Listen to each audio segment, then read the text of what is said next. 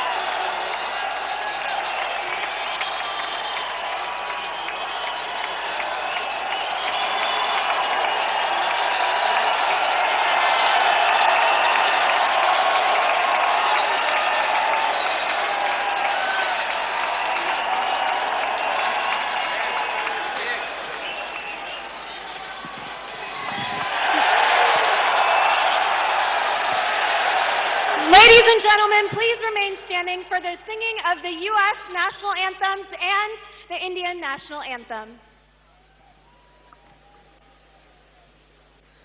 Oh, say, can you see by the dawn's early light what so proudly we hailed at the twilight's last gleaming, whose broad stripes and bright stars through the perilous fight, oh, the ramparts we watched were so gallantly streaming, and the rocket's red glare, the bombs bursting in air, gave proof through the night that our flag was still there. Oh, say, does that star-spangled banner yet wave o'er the land of the free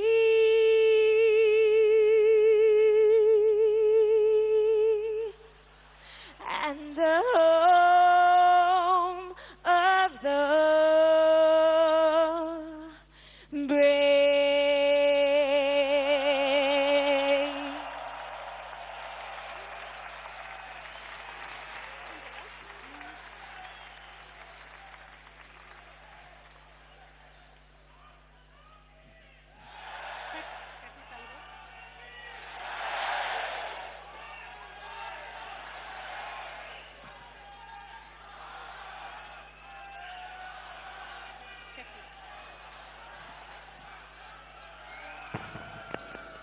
Jana Gana मन अधिनायक जय हे भारत भाग्य विधाता पंजाब सिंधु गुजरात मराठा द्राविड़ उत्कल गंगा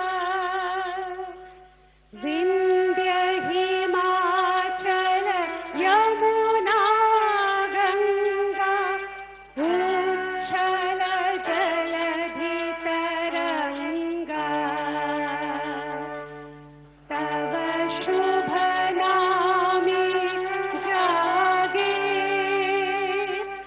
तव शुभ आशीष मागे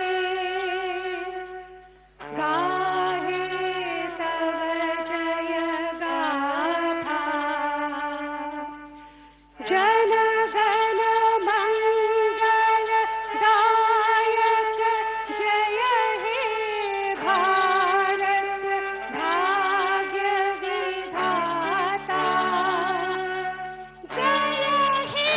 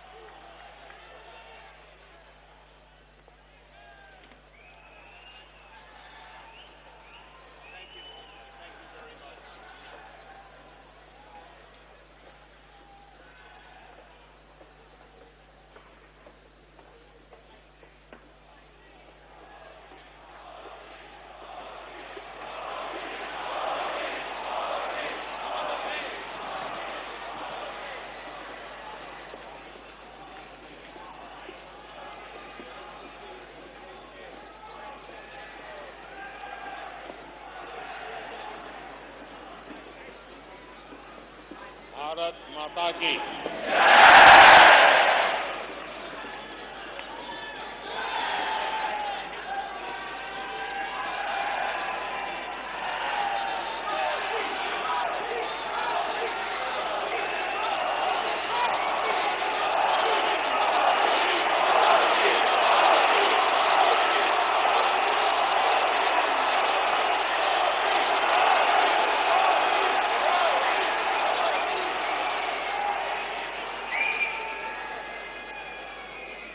America में बसे हुए मेरे प्यारे भाइयों और बहनों,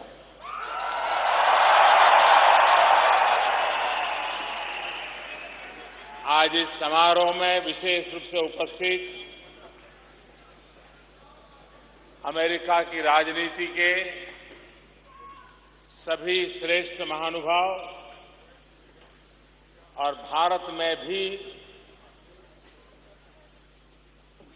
टीवी और इंटरनेट के माध्यम से इस कार्यक्रम को देख रहे हैं सभी भाइयों बहनों, और आज कई लोग इस सभागृह में पहुंच नहीं पाए हैं, वो बाहर खड़े हैं, उनका भी मैं स्मरण करता हूं।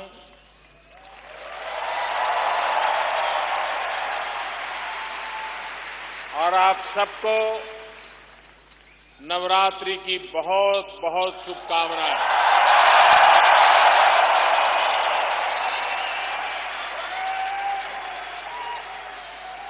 नवरात्रि का पर्व ये शक्ति उपासना का पर्व है।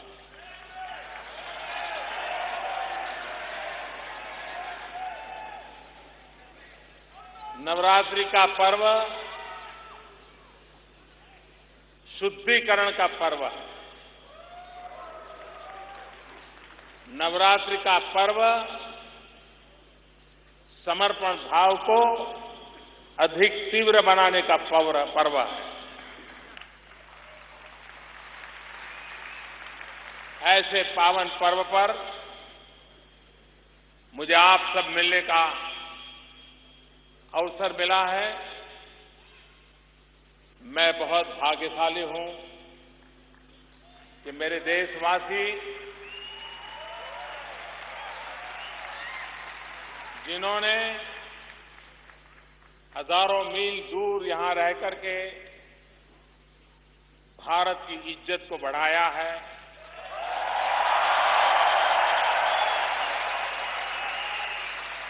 भारत की आन बान शान को बढ़ाया है। वरना एक जमाना था हमारे देश को सांप सपेरों वालों का देश माना जाता था।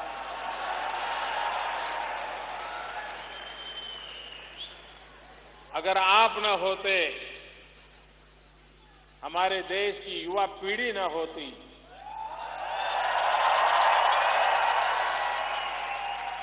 इंफॉर्मेशन टेक्नोलॉजी के क्षेत्र में आप लोगों ने जो कमाल करके दिखाई है, वो न होता तो आज भी दुनिया शायद हमें सांप सपेरों वालों का ही देश मानती। मैं कुछ वर्ष पहले ताइवान गया था। तब तो मैं मुख्यमंत्री नहीं था, प्रधानमंत्री नहीं था, तो एक इंटरप्रेटर मेरे साथ था। कुछ दिन साथ रहने के बाद परिचय हो गया, तो एक दिन मुझे पूछता है कि आपको अगर बुरा न लगे तो मैं आपको एक सवाल पूछना चाहता हूं। मैंने कहा मुझे बुरा नहीं लगेगा, आप पूछिए क्या पूछना चाहते हैं। नहीं, बोले आपको बुरा नहीं लगेगा ना। मैंने कहा नहीं लगेगा, पूछिए। फिर भी वो झिझक रहा था।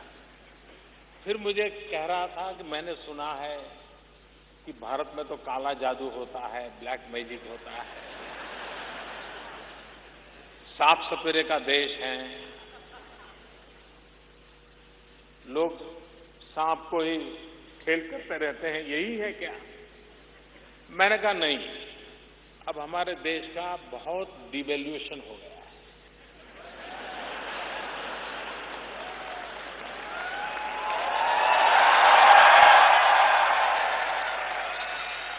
मैंने कहा हमारे पूर्वज तो सांप के साथ खेलते थे, लेकिन हम माउस के साथ खेलते हैं।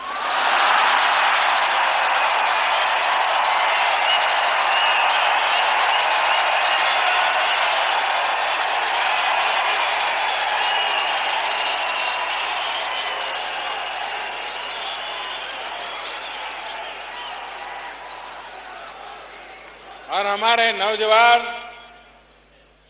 माउस को घुमाते हैं, सारी दुनिया को डुलाते हैं।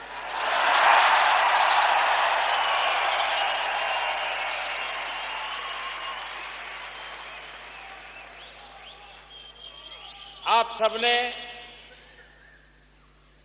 अपने व्यवहार के द्वारा, अपने संस्कारों के द्वारा, अपनी क्षमता के द्वारा अमेरिका के अंदर बहुत इज्जत कमाई है।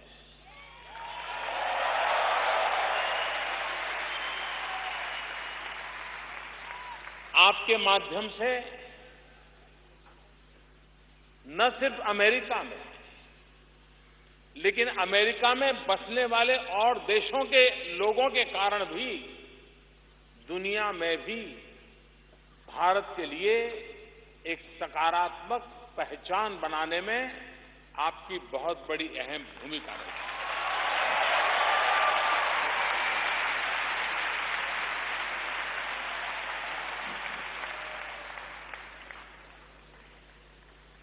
भारत में अभी अभी चुनाव हुए।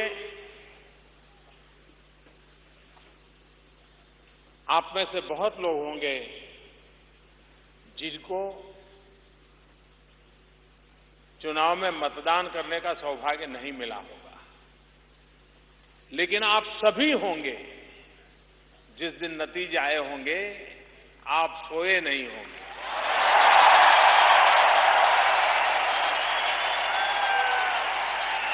यहां एक भी व्यक्ति ऐसा नहीं होगा जो उस रात सोया पाया।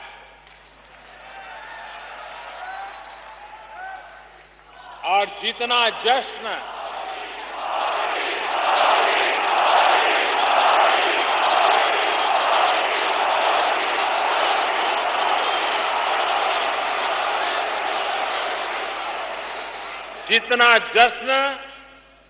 हिंदुस्तान मना रहा था, उससे भी कई गुना ज्यादा जश्न दुनिया भर में फैला हुआ भारतीय समाज मना रहा था।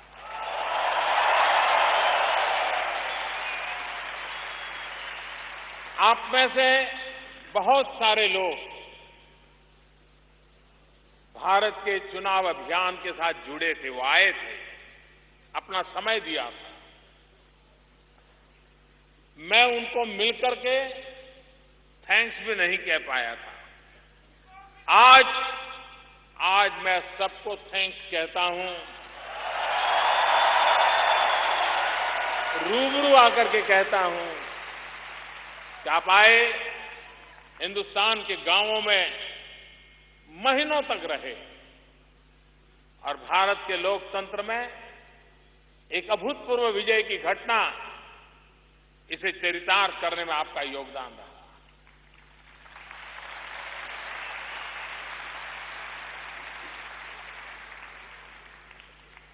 तीस साल के बाद, आप लोग 20 साल के बाद से परिचित हैं,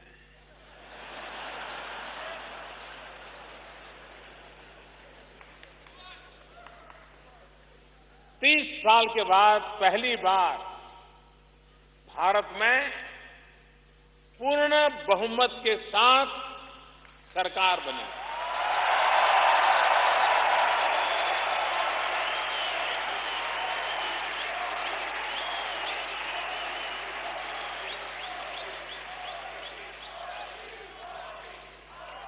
इस चुनाव नतीजों को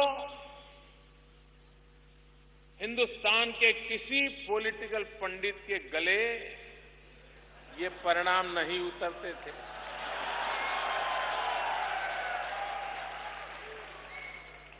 ओपिनियन मेकर्स भी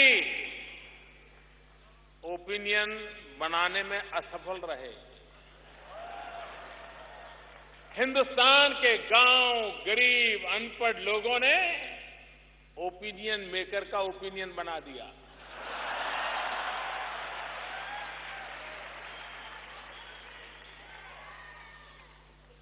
गरीब से गरीब व्यक्ति की भी लोकतंत्र में कितनी निष्ठा है, लोकतंत्र में उसकी कितनी अहमियत है, इसका उदाहरण ये भारत के चुनाव ने बताया है।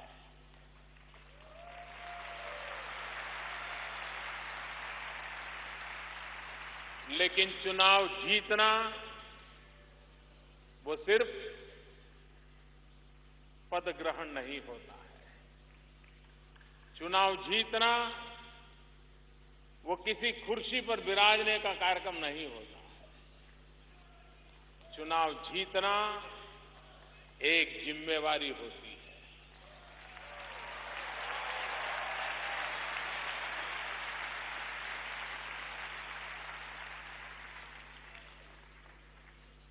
और मैं जब से मैंने इस कार्य का दायित्व संभाला है, 15 मिनट भी वैकेशन नहीं दिया है।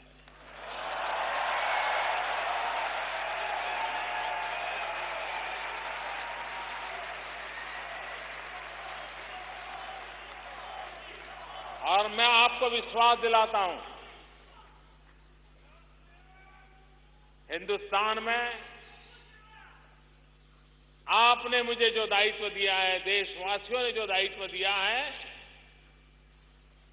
हम ऐसा कभी कुछ भी नहीं करेंगे जिसके कारण आपको नीचा देखने की नौबत आए।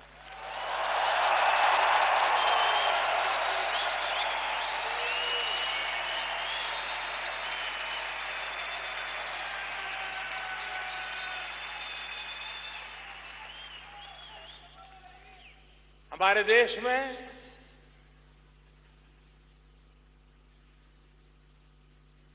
एक ऐसा उमंग और उत्साह का माहौल है। देश के लोग बदलाव चाहते हैं, देश बदलाव चाहता है। विश्व जिस प्रकार से आर्थिक गतिविधियों से आगे बढ़ रहा है, भारत का गरीब से गरीब व्यक्ति भी कहने लगा है कब तक ऐसे जिएंगे। वो बदलाव चाहता है। और मेरे प्यारे देशवासियों, मैं आपको विश्वास दिलाता हूं, भारत की आर्थिक स्थिति को बदलने में, भारत के सामाजिक जीवन में सामर्थ्य देने में, भारत के व्यक्तिगत जीवन में क्वालिटी ऑफ लाइफ के लिए आपने जिस सरकार को चुना है वो कोई कमी नहीं रखेगी।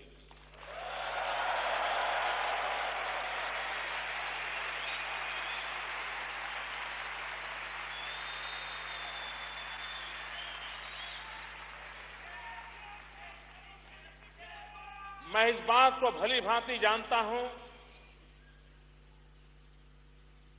कि यहां बैठे हुए आप सबके मन में भी भारत से बहुत सारी अपेक्षाएं हैं। भारत के नागरिकों के मन में भी भारत के लिए वर्तमान सरकार से अनेक अनेक अपेक्षाएं हैं। लेकिन मैं विश्वास से कह सकता हूं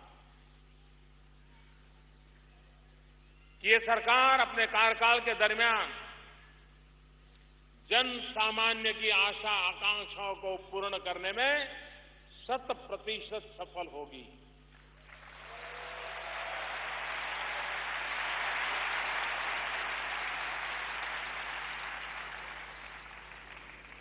जब मैं गुजरात का मुख्यमंत्री था तो एक बार मैंने एक कार्यक्रम में कहा था, मैंने कहा जिसको हिंदुस्तान वापस आना है जल्दी आइए, देर मत कीजिए।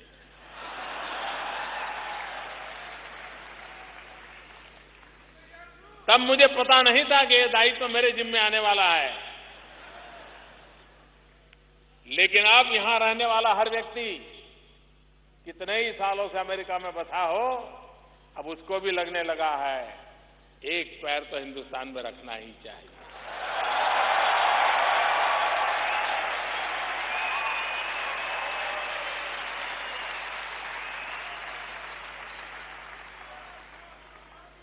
मेरे प्यारे देशवासियों, सारा विश्व इस बात में कन्विंस है कि 21वीं सदी एशिया की सदी है।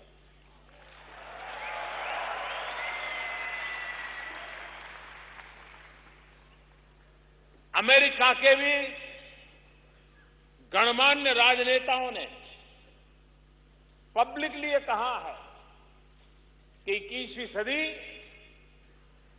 कोई कहता है एशिया की सदी है, कोई कहता है हिंदुस्तान की सदी है।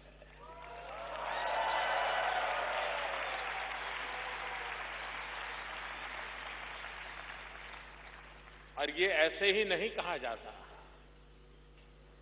भारत के पास वो सामर्थ्य है, वो संभावनाएं हैं। और अब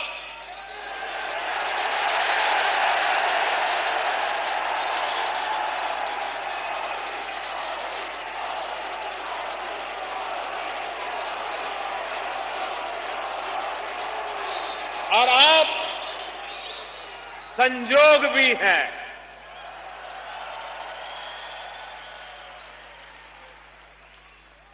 और इसलिए अब कल्पना कीजिए, आज हिंदुस्तान दुनिया का सबसे नौजवान देश है।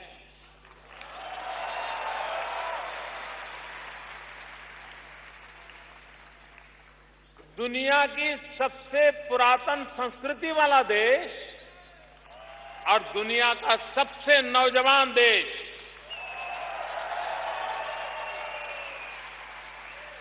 एक ऐसा अद्भुत मिलन है, एक ऐसा अद्भुत संयोग पैदा हुआ है। आज भारत में 65% पॉपुलेशन 35 एज ग्रुप से नीचे है। 35 से कम आयु के 65% जिस देश के पास नौजवान हो, जिसके पास ऐसी सामर्थ्यवान भुजाएं हो, जिसकी उंगलियों में कंप्यूटर के माध्यम से दुनिया से जुड़ने की ताकत पड़ी हो, जिस देश का नौजवान अपने सामर्थ्य से अपना भविष्य बनाने के लिए कृत संकल्प हो, उस देश को पीछे मुड़ करके देखने की आवश्यकता नहीं।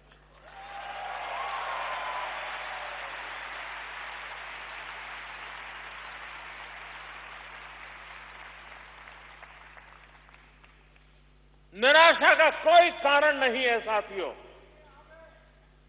मैं बहुत विश्वास के साथ कहता हूं, यह देश बहुत तेज गति से आगे बढ़ने वाला है।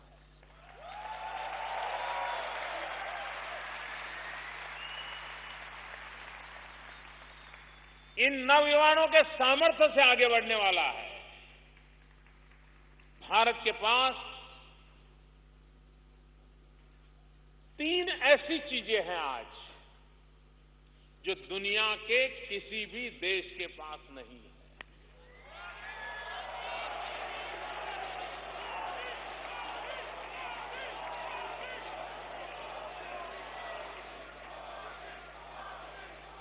लेकिन हमारा दायित्व बनता है कि हमारी इन 3 शक्तियों को हम पहचानें, हमारी इन 3 शक्तियों को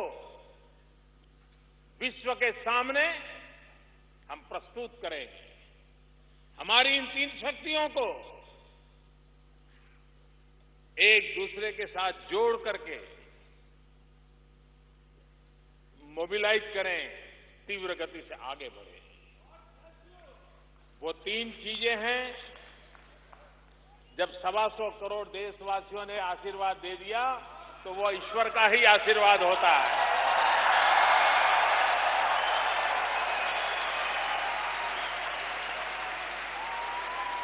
जनता जनार्दन ईश्वर का रूप होती है,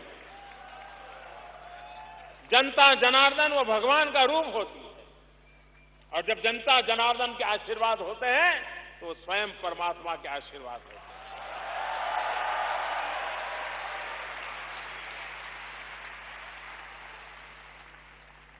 वो 3 चीजें जिसके लिए भारत गर्व कर सकता है और जिसके आधार पर भारत आगे बढ़ सकता है। एक, डेमोक्रेसी, लोकतंत्र। ये हमारी सबसे बड़ी ताकत है, सबसे बड़ी पूंजी है। मैं देख रहा था जब चुनाव अभियान, मई महीने की भयंकर गर्मी, बदन पे कपड़े न हो, ऐसा गरीब व्यक्ति भी उन जनसभाओं को सुनने के लिए पहुंचता था, उस आशा के साथ पहुंचता था। यही लोकतंत्र है, जिस लोकतंत्र के माध्यम से वो अपनी आशा आकांक्षाओं को पूर्ण कर पाएगा, को पूर्ण कर पाए।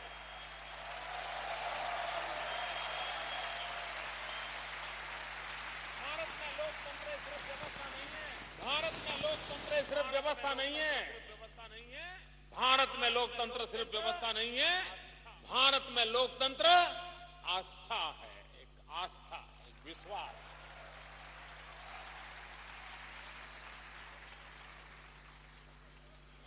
दूसरी ताकत है डेमोग्राफिक डिविडेंड। जिस देश के पास 35 से कम उम्र के 65% नौजवान हो, इससे बड़ा उद्देश्य को क्या चाहिए? इससे बड़ी क्या संपदा हो सकती है? और तीसरी बात, डिमांड। पूरा विश्व भारत की तरफ नजर कर रहा है। क्यों? क्योंकि उसे मालूम है 125 करोड़ का देश है, बहुत बड़ा बाजार है, बहुत ज्यादा डिमांड है। ये तीनों चीजें किसी एक देश के पास हो, ऐसा आज दुनिया में कहीं नहीं है।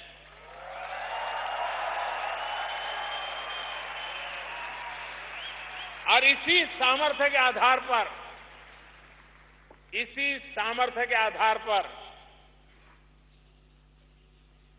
इसी शक्ति के भरोसे भारत नई ऊंचाइयों को पार करेगा, ये मेरा विश्वास है।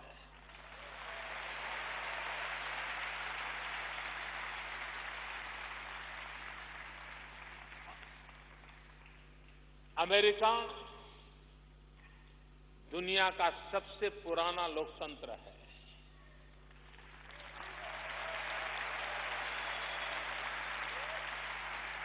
भारत दुनिया का सबसे बड़ा लोकतंत्र है।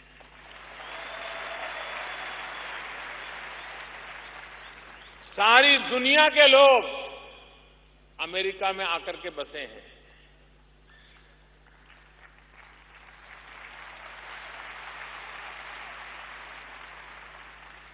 और भारत के लोग सारी दुनिया में जाकर के बसे हैं।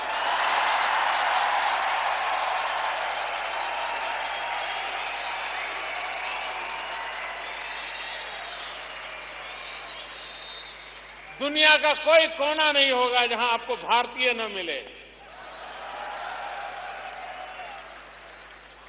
अमेरिका का कोई शहर ऐसा नहीं है जहां दुनिया का कोई नागरिक न मिले। कितनी मिली जुली बातें हैं। और इसलिए भाइयों बहनों, भारत आने वाले दिनों में मेरा ये स्पष्ट मत रहा है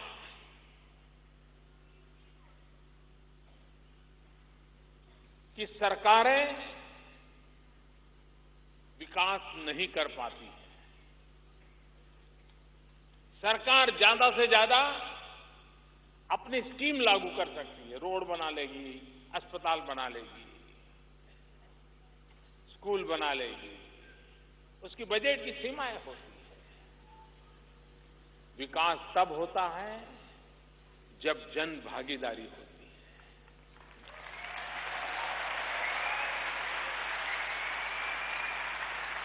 दुर्भाग्य से अब तक हमारे देश में सरकारों ने डेवलपमेंट का ठेका लिया था। हमने डेवलपमेंट की जिम्मेवारी मिलजुल करके 125 करोड़ देशवासी और सरकार मिलकर के करेंगे, ये रास्ता हमने अपनाया।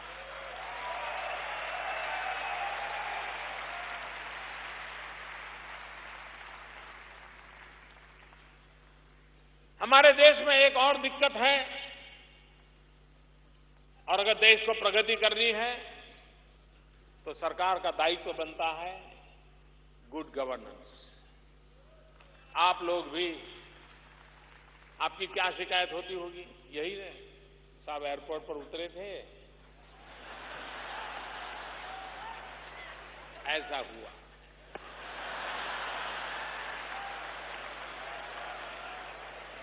वीजा लेने गए थे, पता नहीं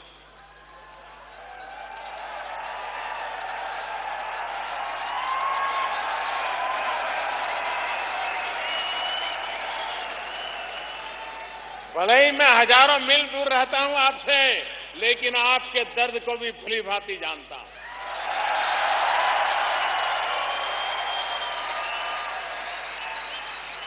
आपकी पीड़ा को मैं भली भांति जानता हूं। और इसलिए भाइयों बहनों, हमारी ये कोशिश है कि हम विकास को एक जन आंदोलन बनाएं। और जब मैं विकास को जन आंदोलन की बात कहता हूं, हम लोग हिंदुस्तान की आजादी के इतिहास से भलीभांति परिचित हैं। अंग्रेज लोग हमारे देश में शासन करते थे, उसके पहले कई लोगों ने हमारे देश पर शासन किया, करीब 1000-1200 साल तक हम गुलाम रहे। लेकिन अगर इतिहास देखेंगे, हर समय कोई न कोई ऐसा महापुरुष मिला है जिसने देश के लिए बलिदान दिया है।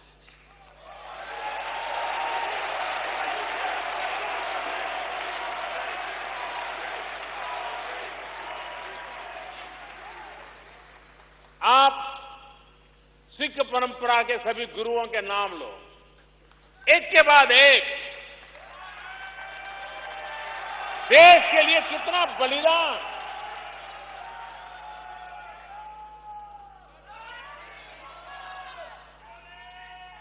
कितना बलिदान। भगत सिंह तक उस परंपरा को देखिए। आज भी सेना पर हमारे सरदार देश के लिए जीने मरने के लिए तैयार होते हैं।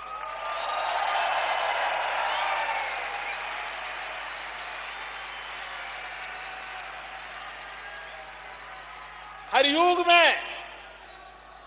युग में महापुरुषों ने देश के लिए बलिदान दिए, लेकिन वो बलिदान देते थे, फांसी पर चढ़ जाते थे, विदेशियों की गोलियों के शिकार हो जाते थे, फिर कोई नया पैदा होता था, फिर वो कुछ करता था, फिर वो खत्म होता था, फिर कोई तीसरा पैदा होता था। मरने वालों की संख्या कम नहीं थी, लेकिन वो अकेला आता था, देश के लिए जी जान से फांसी के तख्त पर चढ़ जाता था, शहीद हो जाता था। 5-50 अपने यार दोस्तों की टोली लेकर के लड़ पड़ता था। लेकिन महात्मा गांधी जी ने क्या किया?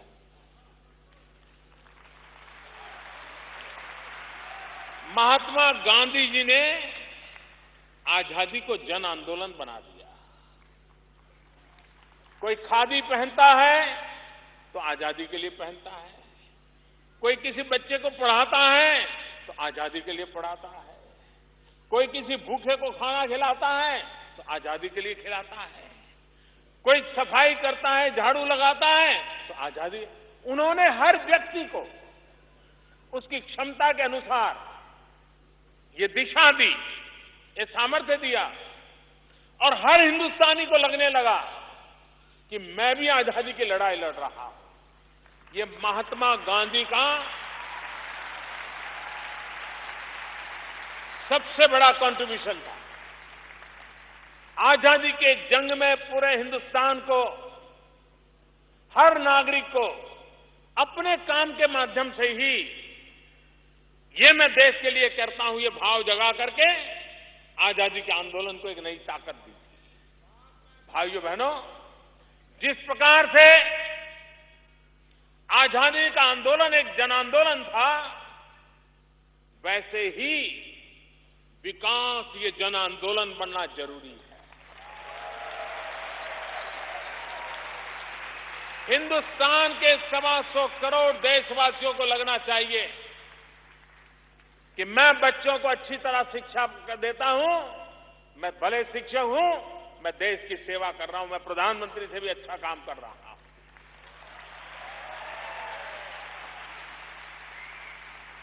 एक सफाई करने वाला कर्मचारी होगा, वो अच्छी सफाई करता है, क्यों? क्योंकि मेरे देश की शान बान के लिए मैं काम कर रहा हूं, यहां गंदगी नहीं होनी चाहिए, वो देश सेवा होती है।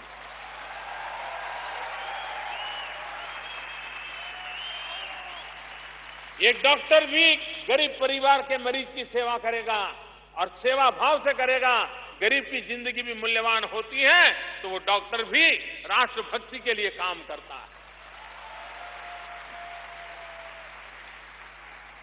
मेरी कोशिश यह है कि विकास एक जन आंदोलन बने।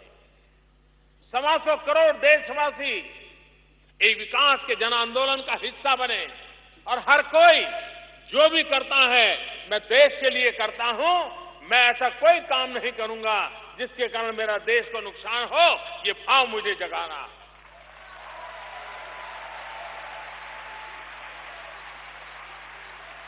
और मुझे विश्वास है कि फिर एक बार वो दिन आए, फिर एक बार वो माहौल बना है, हर कोने में हिंदुस्तानी को लगता है कि अब देश को आगे ले जाना है। और इसी 125 करोड़ देशवासियों की इच्छा शक्ति, यही मेरा संबल है, यही मेरी ताकत है, इसी पर मेरा भरोसा है, जिसके कारण 21वीं सदी का नेतृत्व हिंदुस्तान करने की पूरी संभावना है।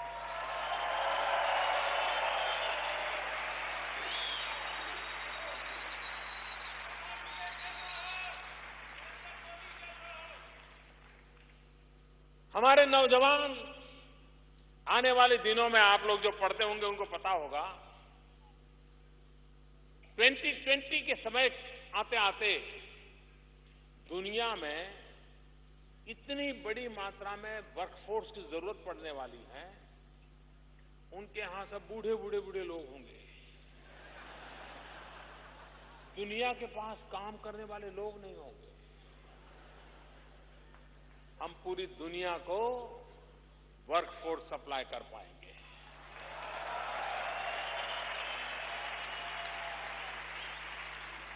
आज पूरे विश्व को नर्सिंग क्षेत्र में इतनी मांग है, अगर भारत से हम नर्सिंग की ट्रेनिंग करके दुनिया में भेजें, उनके लिए बहुत बड़ा अवकाश है।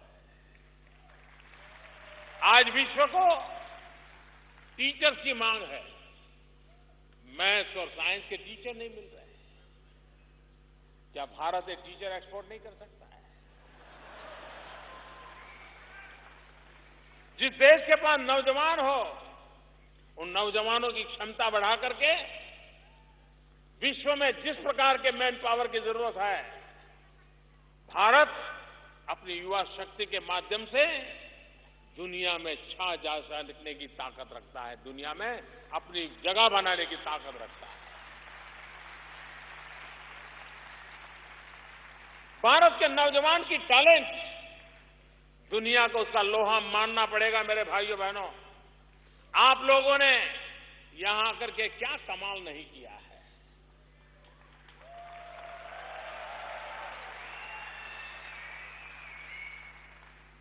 आखिरकार जो अनाज खा करके आप आए हैं, जो अनाज पानी पी करके आप आए हैं, वही तो अनाज पानी हम भी तो खा रहे हैं।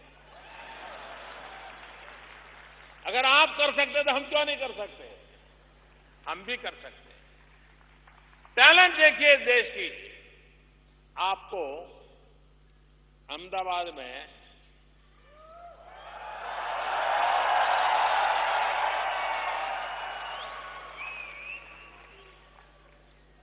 अगर 1 किलोमीटर ऑटो रिक्शा में जाना है तो करीब 10 रुपया खर्चा होता है। 1 किलोमीटर ऑटो रिक्शा में जाना है तो 10 रुपया खर्चा लगता है। भारत की टैलेंट की कमाल देखिए। 650 million kilometre, 65 crore kilometre Mars की यात्रा की हमने।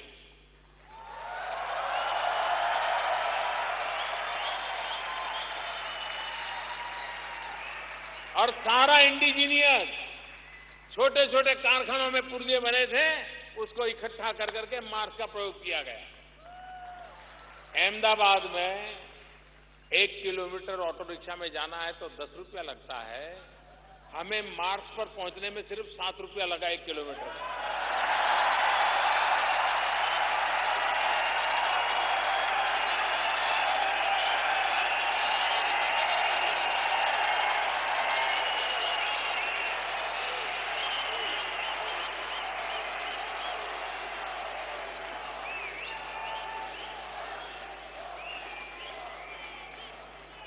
₹5 में 1 किलोमीटर, ये हमारी टैलेंट नहीं है तो क्या है?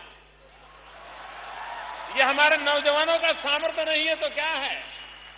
इतना ही नहीं, दुनिया में हिंदुस्तान पहला देश है जो पहले ही प्रयास में मार्स पर पहुंचने में सफल हुआ।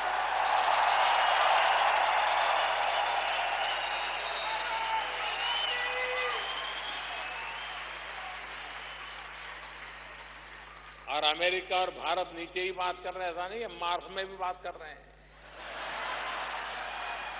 22 तारीख को अमेरिका पहुंचा, 24 को हम पहुंच गए। और इतना ही नहीं, हॉलीवुड की फिल्म बनाने का जितना बजट होता है, उससे कम बजट में मार्स पहुंच गया।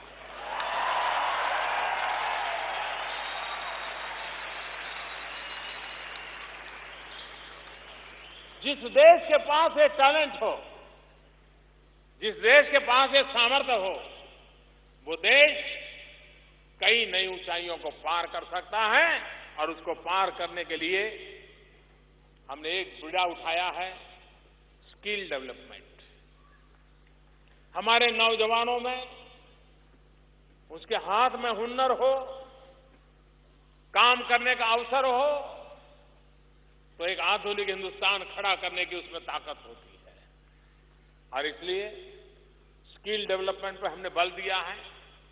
नई सरकार बनने के बाद स्किल डेवलपमेंट के लिए अलग मिनिस्ट्री बना दी गई है और पूरी शक्ति, और हम इसमें दुनिया के देशों के अनुभव को भी शेयर करने वाले हैं। हम उनको निमंत्रण करने वाले हैं, आइए स्किल डेवलपमेंट में हमारे साथ जुड़िए। विश्व की स्किल यूनिवर्सिटी है, वो आए हमारे साथ जुड़े। हम उस प्रकार की स्किल डेवलपमेंट करना चाहते हैं जिसमें हमारे 2 इरादे हैं। एक वो स्किल डेवलपमेंट जो लोग तैयार होकर के जॉब क्रिएटर बने,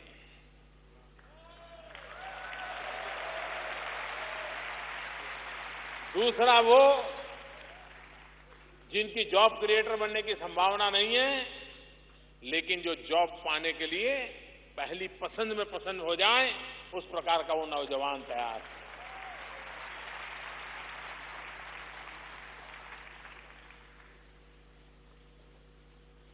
हमारे यहां कुछ वर्षों पहले बैंकों का राष्ट्रीयकरण हुआ था, नेशनलाइज हुई थी बैंकें। इस इरादे से हुई थी कि गरीब से गरीब व्यक्ति को भारत की जो मुख्य धारा है, आर्थिक, बैंकिंग क्षेत्र, फाइनेंशियल क्षेत्र, उसका उन्हें सद्भाग्य मिले। और बहुत बड़ा राजनीतिक एजेंडा बन गया था। जो लोग 70s के कालखंड के इतिहास को जानते होंगे उनका मालूम होगा। लेकिन हुआ क्या, इतनी सारी बैंकिंग होने के बाद भी भारत में 50% से अधिक परिवार ऐसे हैं जिनका बेचारों का बैंक में खाता ही नहीं है। और उसके कारण वो साहूकार के पास ब्याज लेता से पैसे लेता है। गरीब आदमी को साहूकार कैसे लूटता है आपको मालूम है। मेरे बोहरा समाज के मित्र यहां बैठे हैं, उनको पूरा पता है।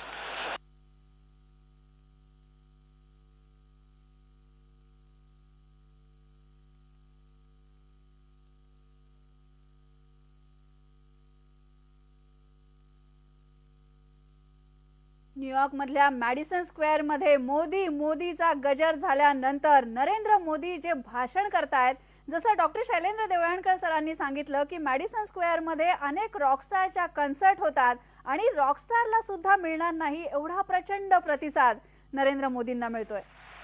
क्या सरकारी खजाना सिर्फ अमीरों के लिए होना चाहिए? और इसलिए हमने आते ही प्रधानमंत्री जन धन योजना को लॉन्च किया। और मैं आज बड़े गर्व के साथ कहता हूं, सरकार चलती है। इसका सबूत क्या?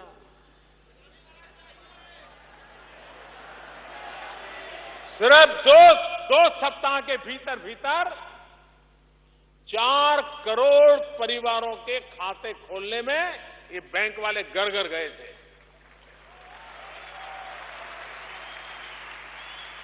आपने कभी सोचा है कि बैंक वाला आपके घर आए?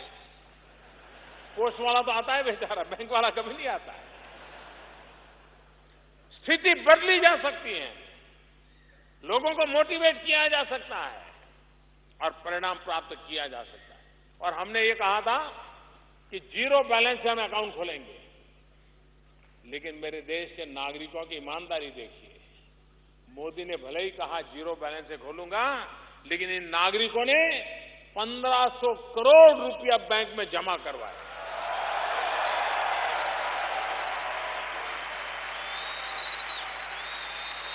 मुद्दा ये बात का है कि गरीब से गरीब व्यक्ति भी देश में विकास में अपनी भागीदारी को किस प्रकार से करता है, इसका ये जीता जागता उदाहरण है।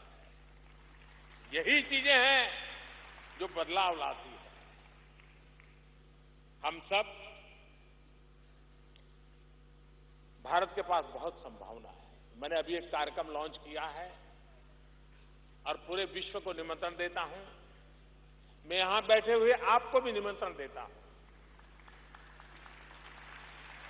और मेरा निमंत्रण इस बात के लिए है, मेक इन इंडिया।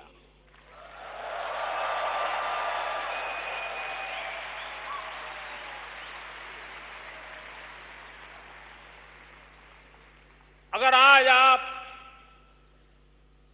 आपको ह्यूमन रिसोर्स चाहिए, आपको इफेक्टिव गवर्नेंस चाहिए, अगर आपको लो कॉस्ट प्रोडक्शन चाहिए, तो भारत से बड़ी कोई अवसर की जगह नहीं हो सकती भाइयों। हम इस पर बल दे रहे हैं। और मेक इन इंडिया के लिए आखिरकार बाहर से लोग आते समय क्या कहते हैं, साहब आते तो है लेकिन सरकार में इतने धक्के खाने पड़ते हैं, इधर जाए उधर जाए। अब मैं आपको कहता हूं, वो दिन चले गए।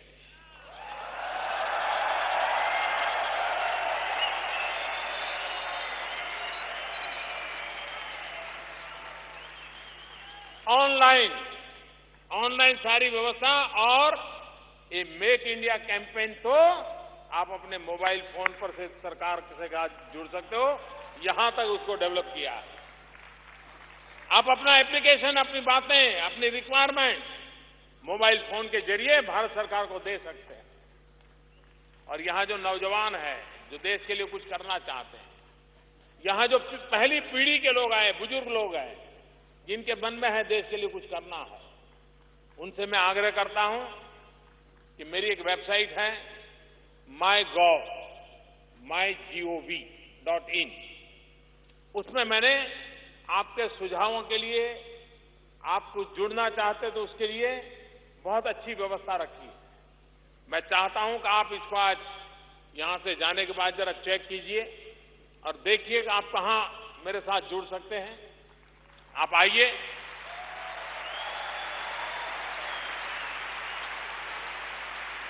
भारत का भाग्य बदलने के लिए हम सबकी इच्छा है, आप उसके साथ जुड़िए। टेक्नोलॉजी का सर्वाधिक उपयोग करके हम अपनी ताकत का परिचय कर सकते हैं, हम अपनी ताकत का कंट्रीब्यूशन भी कर सकते हैं। तो make in India, ease of business, हमारे यहां पहले जो सरकारें थी वो इस बात का गर्व करती थी कि हमने ये कानून बनाया, हमने वो कानून बनाया, हमने ढीकना कानून बनाया, हमने फलाना कानून बनाया।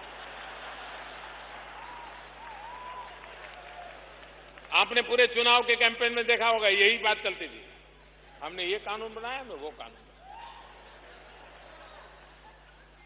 मैंने काम दूसरा शुरू किया है। मैंने कानून जितने पुराने हैं, बेकार है, सबको खत्म करने का शुरू किया।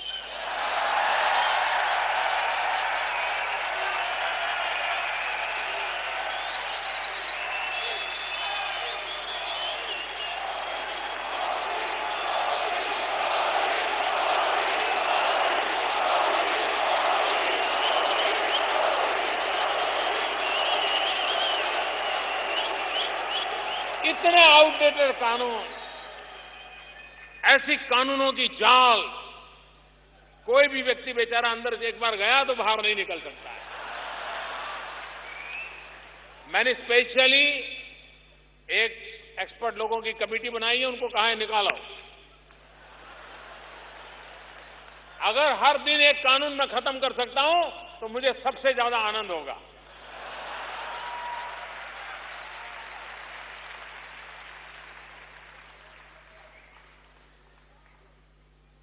अगर गुड गवर्नेंस की मैं बात करता हूं तो गवर्नेंस इजी हो, गवर्नेंस इफेक्टिव हो और गवर्नेंस जन सामान्य की आशा आकांक्षाओं की पूर्ति के लिए होना चाहिए, उस पर हम बल दे रहे हैं।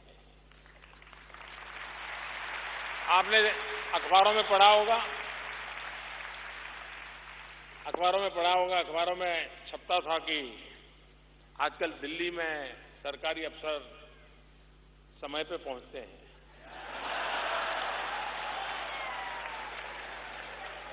अब मुझे बताइए भैया, ये कोई न्यूज है क्या? ना ये कोई न्यूज है क्या? लेकिन हमारे देश में खबर थी कि सरकारी अफसर समय पे दफ्तर जाते हैं। ये समाचार मुझे इतनी पीड़ा देते थे कि क्या समय पे जाना ये जिम्मेवारी नहीं है क्या?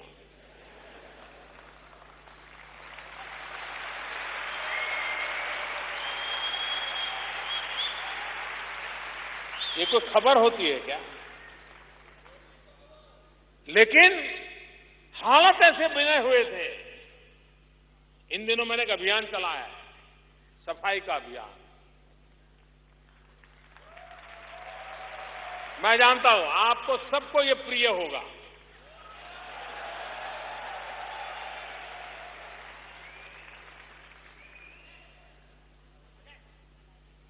लोगों को लगेगा कि प्रधानमंत्री को तो कितने बड़े बड़े काम करने चाहिए। ये काम ये कोई प्रधानमंत्री को करने वाले काम है? भाइयों, मैं नहीं जानता हूं करने वाले है या नहीं है, लेकिन मैंने तय किया है मैं टॉयलेट बनाने का काम करूंगा।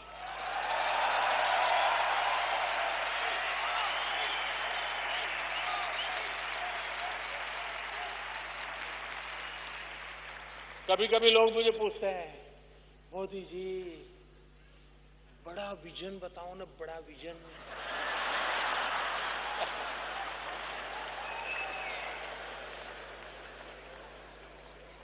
मैंने उनको कहा, भाई देखिए, मैं चाय बेचते बेचते यहां आया हूं।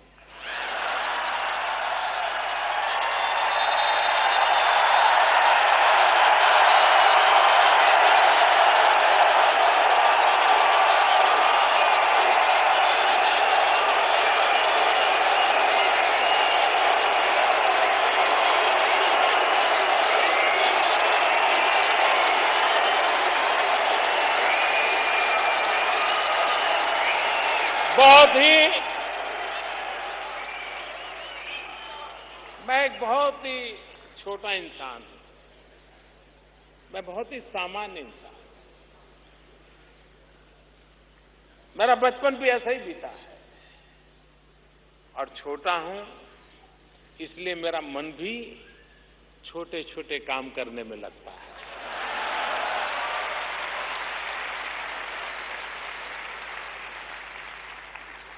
और छोटे छोटे लोगों के लिए काम करने में मेरा मन लगता है।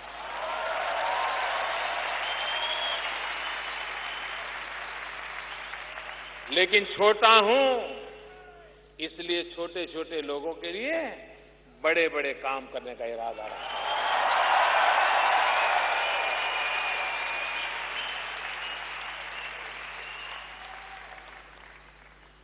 आप देखिए, हमारे देश में गंगा, आप मुझे बताइए, आप में से कोई ऐसा होगा जिसके मन की इच्छा नहीं होगी कि अपने माँ बाप को कभी न कभी तो गंगा स्नान के लिए ले जाऊं? हर एक के मन की इच्छा रही होगी। लेकिन जब पढ़ता है कि गंगा इतनी मैली हो गई है तो उसको लगता है क्या करें। आप मुझे बताइए भैया, हमारी गंगा शुद्ध होनी चाहिए कि नहीं होनी चाहिए? गंगा गंगा साफ होनी चाहिए कि नहीं होनी चाहिए? गंगा सफाई में सारे देशवासियों ने मुझे मदद करनी चाहिए कि नहीं करनी चाहिए? आप लोगों ने भी गंगा सफाई में मेरी मदद करनी है कि नहीं करनी है? पक्का करोगे? भाइयों बहनों, हजारों करोड़ रुपया अब तक खर्चा हो चुका है। मैंने जब ये बात उठाई तो लोग कहते हैं मोदी जी आप अपने आप को मार रहे हो, ऐसी चीजें क्यों हाथ लगाते हो? अगर सरल चीजों को हाथ लगाना होता तो लोग मुझे प्रधानमंत्री नहीं बनाते।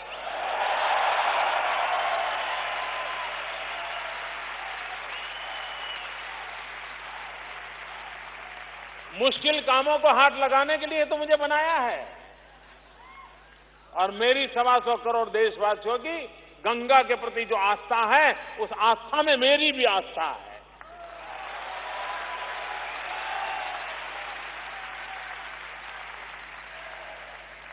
और गंगा की सफाई ये सिर्फ आस्था से जुड़ा हुआ विषय तक सीमित नहीं है।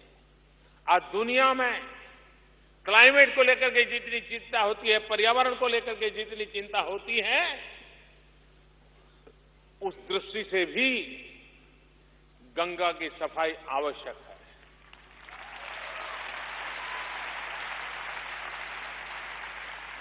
इतना ही नहीं,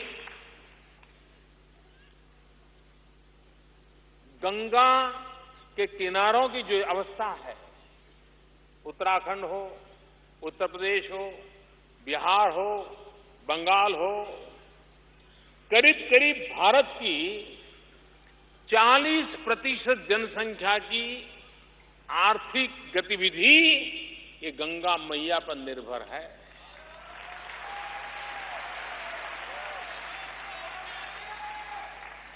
अगर वो गंगा फिर से प्राणवान बनती है, वो गंगा सामर्थ्यवान बनती है, तो मेरे सारी 40% जनसंख्या वहां का किसान होगा, वहां का कारीगर होगा, उनके जिंदगी में बदलाव आएगा।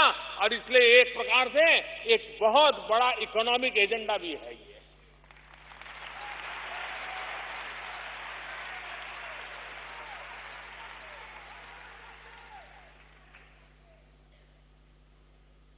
एक 150 वर्ष हो रहे हैं महात्मा गांधी को। 2019 में महात्मा गांधी की 150वीं जयंती आ रही है। महात्मा गांधी ने हमें आजादी दी। हमने महात्मा गांधी को क्या दिया? मुझे बताइए, ये सवाल हमें हर हिंदुस्तानी अपने आप को पूछना चाहिए कि नहीं पूछना चाहिए? जिस गांधी ने हमको आजादी दी, उस गांधी को हमने क्या दिया? कभी गांधी मिल जाएंगे जब पूछेंगे तो जवाब को दे पाएंगे क्या? और इसलिए 2019 में जब महात्मा गांधी के 150 हो, तब पूरा भारत ये संकल्प करे, हम महात्मा गांधी को जो सबसे प्रिय जो चीजें थी, एक उनको प्रिय था हिंदुस्तान की आजादी, और दूसरा उनको प्रिय था सफाई। गांधी जी स्वच्छता में कभी कॉम्प्रोमाइज नहीं करते थे, कभी कॉम्प्रोमाइज नहीं करते थे, बड़े अड़िग रहते थे। गांधी जी ने हमें आजादी दिलाई,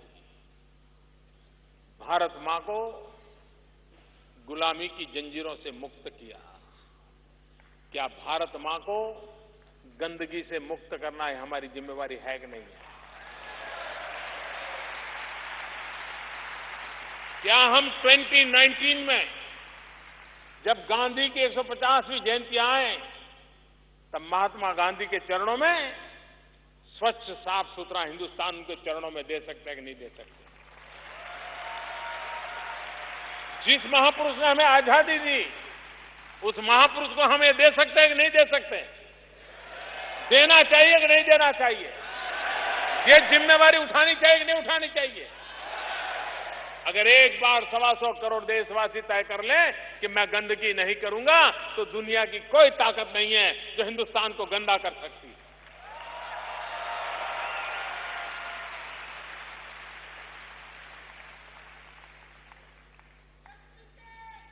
(2022) में हमारी आजादी के 75 साल होंगे। हमारे यहां जब 75 साल होते हैं जीवन में, बड़ा महत्वमय होता है। भारत की परंपरा में 75 साल बड़े महत्वपूर्ण माने जाते हैं। आजादी के 75 साल कैसे मनाए जाए, अभी से तैयारी क्यों न करें। हमारे मन में एक सपना है और आप सबके आशीर्वाद से वो सपना पूरा होगा। मेरे मन में सपना है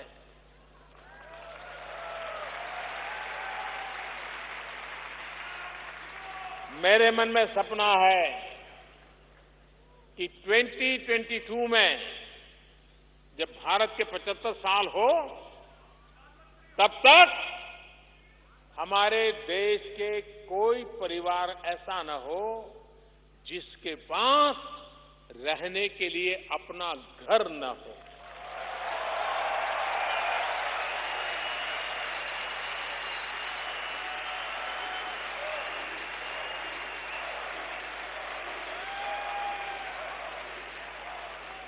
ये ऐसी छोटी छोटी बातें मैं आपको बता रहा हूं, लेकिन यही छोटी छोटी बातें हैं जो भारत का भाग्य बदलने वाली हैं।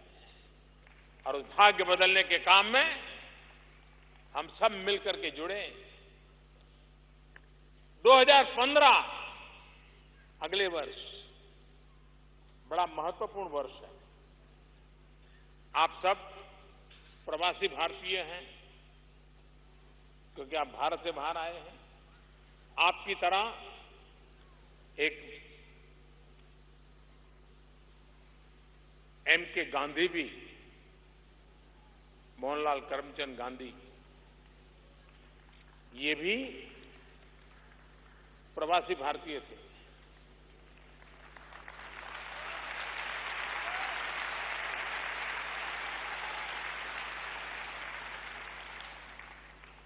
और महात्मा गांधी जनवरी 1915 में भारत वापस आए थे।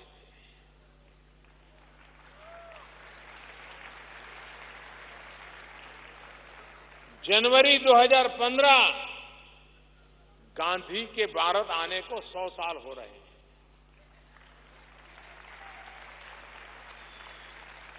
8-9 जनवरी हिंदुस्तान में प्रवासी भारतीय दिवस मनाया जाता है। आप में से कई लोग उसमें आते हैं। इस बार प्रवासी भारतीय दिवस अहमदाबाद में होने वाला है।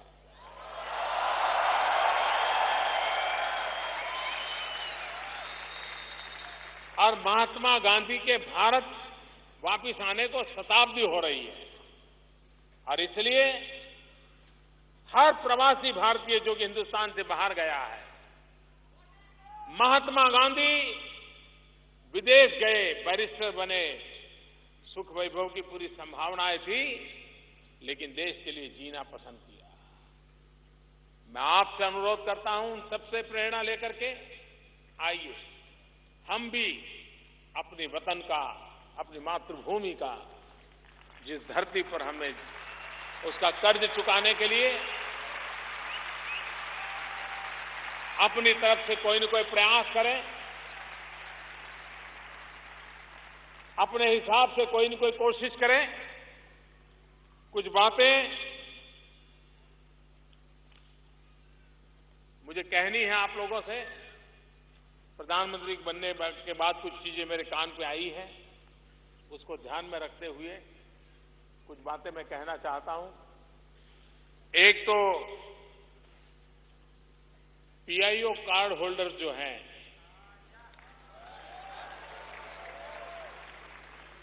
उनकी वीजा की कई समस्याएं हैं। हमने निर्णय किया है पीआईओ कार्ड होल्डर को आजीवन वीजा दिया जाएगा।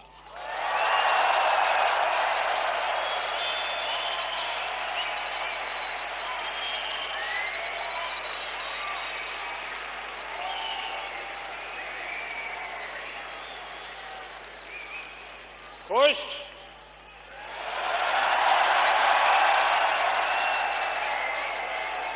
उससे भी आगे जो लंबे समय तक हिंदुस्तान रहते हैं उनको पुलिस थाने जाना पड़ता है। अब उनको पुलिस थाने जाना नहीं पड़ेगा।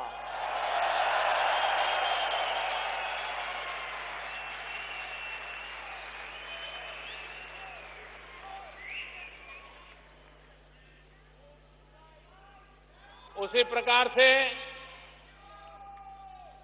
मुझे बताया गया कि पीआईओ तथा ओसीआई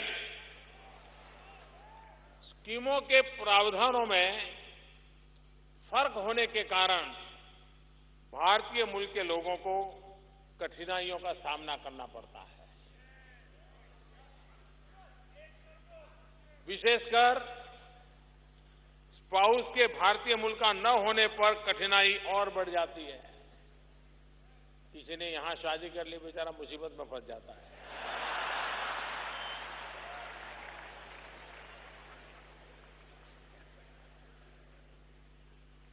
मेरे साथियों, मैं आपको खुशखबरी देता हूं कि कुछ ही महीनों में हम पीआईओ तथा ओसीआई स्कीम्स को मिलाकर के एक बना देंगे।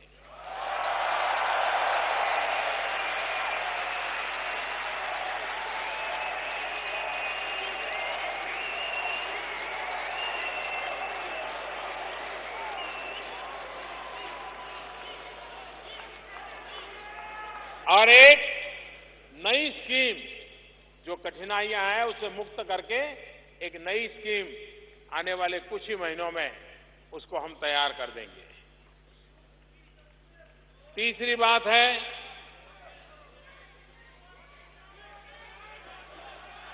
अभी अभी इंतजार कीजिए, मैं बोल रहा हूं।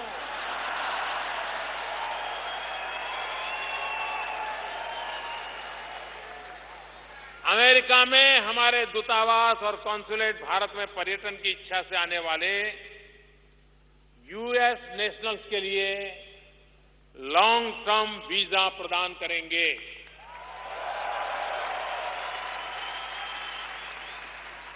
चौथी बात, बिना किसी कठिनाई के अमेरिकी टूरिस्ट भारत की यात्रा कर सके, इसके लिए हमने इलेक्ट्रॉनिक ट्रैवल ऑथोराइजेशन तथा वीजा ऑन अराइवल की सुविधा को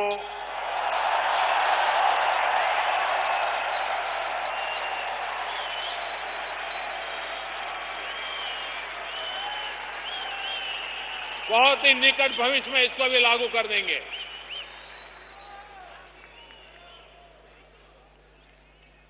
इन चीजों को सुनिश्चित करने के लिए सेवाएं स्पीड भी बढ़े, और यहां भारतीयों की संख्या भी बहुत है। अब धन की इतनी मात्रा है कि हर छोटे मोटे काम में लोग आते जाते रहते हैं, और जो आउटसोर्सिंग सर्विस है वो कम पड़ जाती है।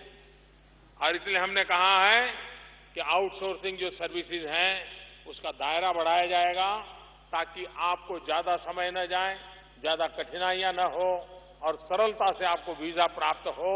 ये साफ साफ हमने कहा है, और मुझे विश्वास है कि आपकी जो कठिनाइयां मेरे ध्यान में आई थी, मैंने यहां आने से पहले ही इस विषय में विस्तार से निर्णय करके इन चीजों को पूरा किया है। आप इतनी बड़ी मात्रा में आए, नवरात्रि के पवित्र त्योहार पर आए, और मैं भी बोलता ही चला जा रहा हूं घड़ी की ओर।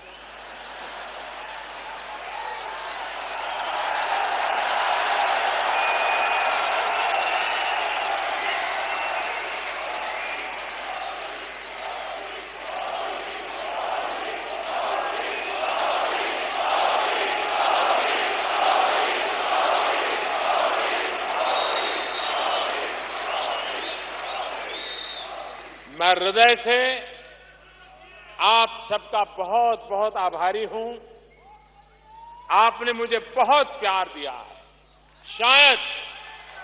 शायद मैं पिछले 15 साल से देख रहा हूं, शायद इतना प्यार हिंदुस्तान के किसी राजनेता को नहीं मिला।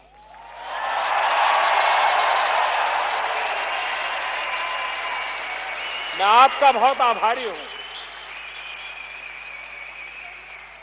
और मैं ये कर्ज चुकाऊंगा, आपके सपनों का भारत बना करके कर्ज चुकाऊंगा।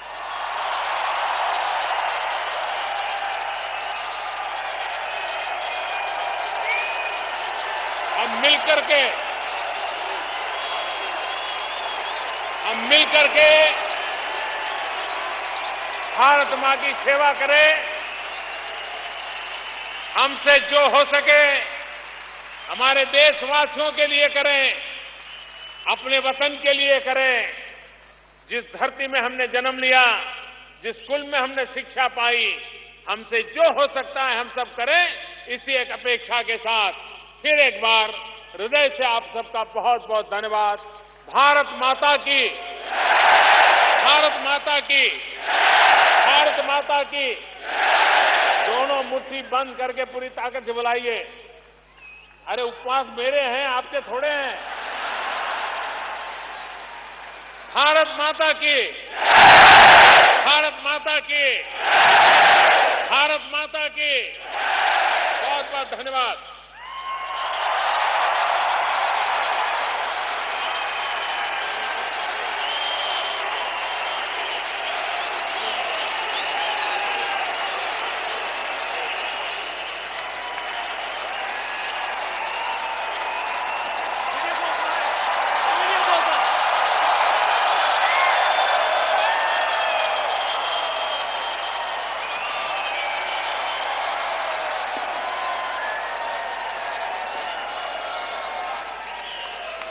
Ladies and gentlemen, we'd like to request everyone to please stand still as our Honorable Prime Minister would like to request you to watch this video clip. अमेरिकेमध्ये न्यूयॉर्कमध्ये मॅडिसन स्क्वेअरमध्ये नरेंद्र मोदी म्हणाले, मेरे मन में एक सपना है।